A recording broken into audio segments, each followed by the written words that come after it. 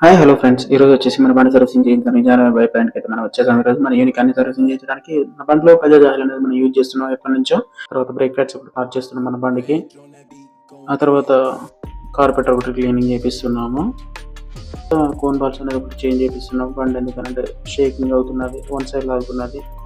ఆ తర్వాత కార్పెటర్ clean, petrol అయిపోయింది. ఇందులో పెట్రోల్ తీసుకొచ్చి ఒక 2 ఇండికేటర్లు మార్పిస్తున్నాను. అలాగే వచ్చేసి ఒకసారి ప్లగ్ కూడా చెక్ చేసుకోవాలి. ఆ తర్వాత టైర్ చేంజ్ చేశాను. కొత్త టైర్ వచ్చేసి మనకు 1600 పడింది. ఎంఆర్ఎఫ్ టైర్ సూర్యాపేటలో రాయరాశ్వరం అని చెప్పి పెద్ద స్టోర్ ఉంటుంది. ఆ స్టోర్లో తీసుకొచ్చాం అనమాట.